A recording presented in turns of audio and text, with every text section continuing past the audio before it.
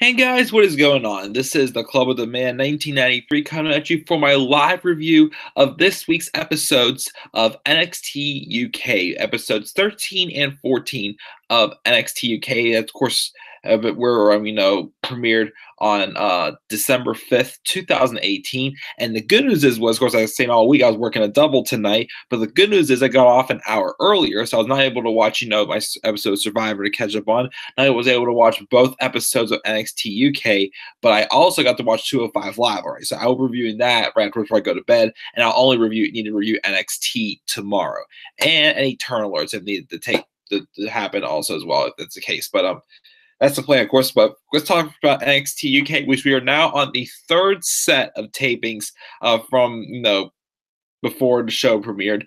As we're now on the tapings that took place at the Plymouth Pavilions in Plymouth, Devon, England. So we're on there now. Overall, I'll be real and say it was a solid week of NXT UK action. There were some matches I enjoyed. Most of them were just average to to good. Nothing was really great that stood out big time. Probably, in my opinion, the weakest episode of NXT UK we've gotten so far, I gotta say. Well, goodbye with those. The first episode I definitely enjoyed better. The second one was kind of average or decent. When I didn't quite enjoy the second episode as much as I enjoyed the first one. But if you judge that, we had a little bit of storyline development, so we'll see what happens here. But just kind of an average. Well, not average, like like a solid, decent to solid, week for NXT UK. But it's okay. But it was still, worthwhile checking out. Let's get started here. Of course, we opened up with a segment with the Coffees and Wolfgang, who are apparently now call himself Gallus, pretty much. So this trio is now known as Gallus. Joe Coffey said people are right to call them ruthless and describe NXT UK as their kingdom.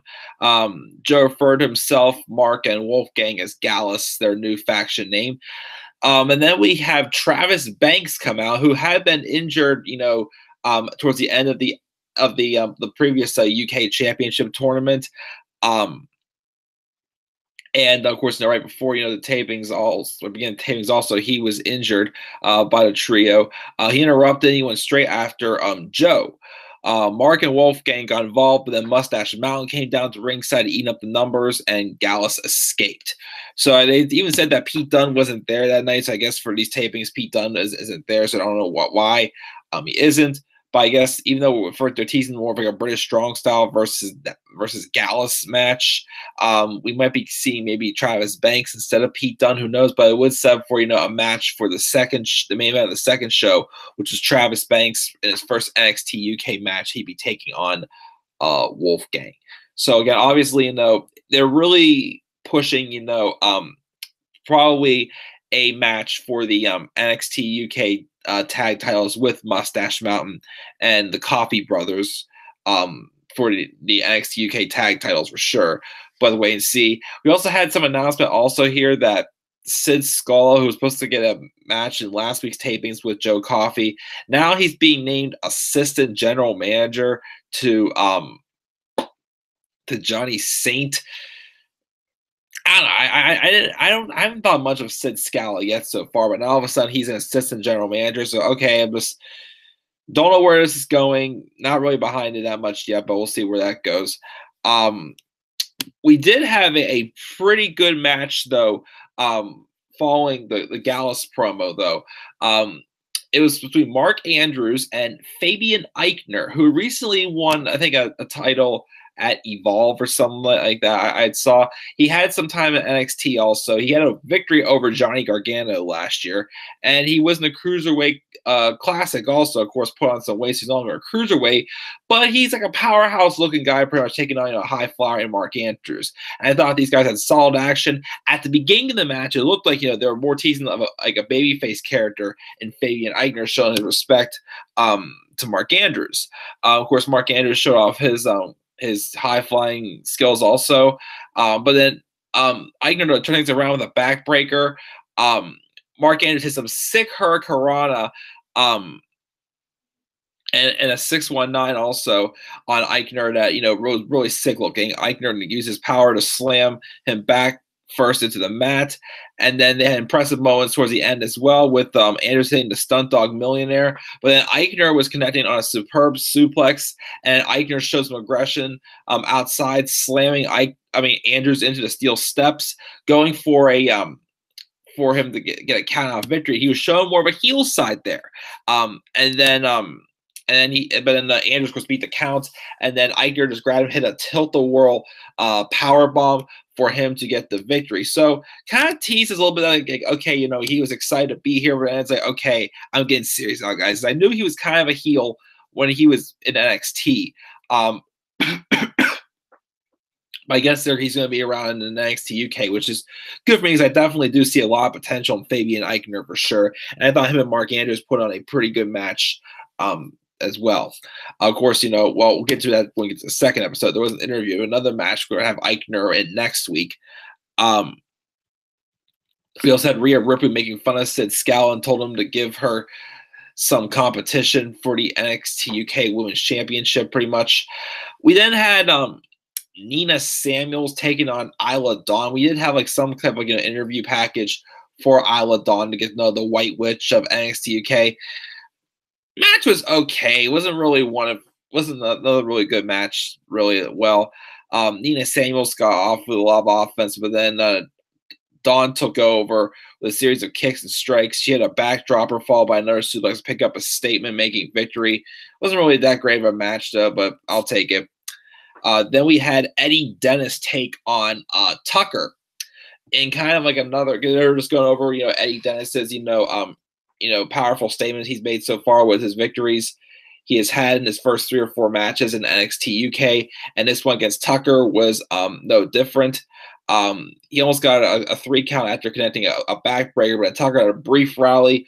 But, of course, Dennis then dominated again and followed up with the Severn Bridge with the next stop driver to get the win to make Tucker, of course, his latest victim, which I said I was watching thinking, you know what? Again, I keep saying that I think Eddie Dennis is going to be built up to be the one to dethrone Pete Dunne based on their history.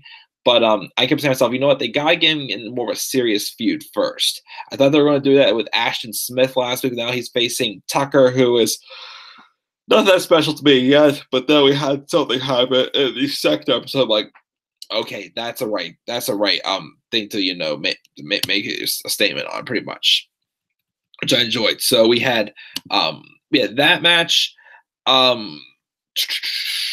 Page is loading here, and then we had our main event of the first show, which in my opinion is probably my favorite match of these of this week's shows. Jordan Devlin taking on Flash Morgan Webster. This is kind of like Devlin's, first appearance since his NXT UK title match against Pete Dunne in the first episode of last week's tapings. I thought it was a great episode.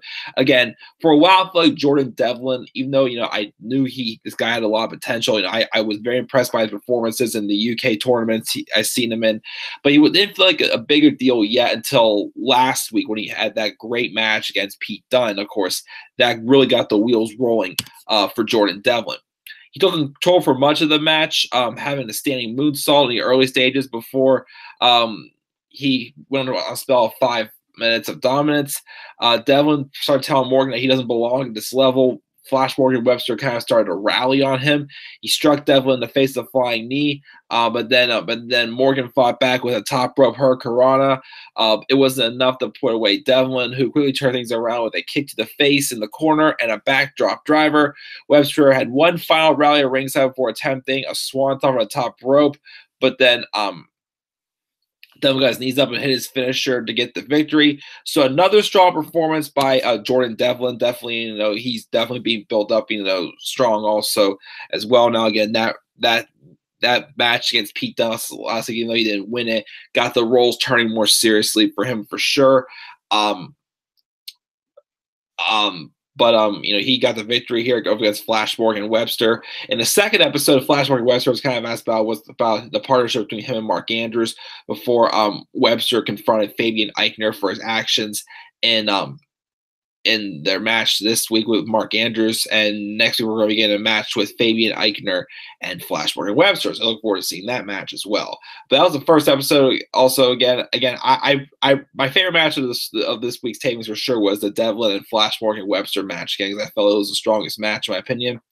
But that's it for the first episode. So not a bad show. Their second show again wasn't as big of a fan of. Our first match, we had Joseph Connors taking on Dan Maloney, just establishing Joseph Connors more as just like a dangerous heel, as he was paired up with Saxon Huxley, but then they split them up. They lost. He targeted Dan Maloney's earlobe during the early stages of the match, but Maloney worked his way into the match with a spine buster, but Connors just got back on track and just, pretty much just squashed him for most of the match. He hit his don't look down finisher on him to pick up the victory. So just kind of a squash to open up the show. Then we had Wild Boar Mike Hitchman taking on the Bomber Dave Mastiff, kind of like a bigger man match and whatnot. This is also not a solid match. I thought I kind of enjoyed also with the big man and agility of Dave Mastiff, and then Wild Boar Mike Hitchman, who is not as big as Mastiff, of course, but he does look like an agile big man pretty much. Mastiff repeatedly struck out Hitchman with a series of elbows at the start of the match. Hitchman began to rally, but Mastiff connected with several strikes and headbutts again before landing an almighty senton on his opponent. Hitchman worked his way back to the match again, but Mastiff emerged victorious after a drop kick and a cannonball in the corner, which looked sick again with that agility added in there, of course. That gave Mastiff the win. Afterwards, he was interviewed backstage on what he planned to do, but as he walked away, we see who was staring him down.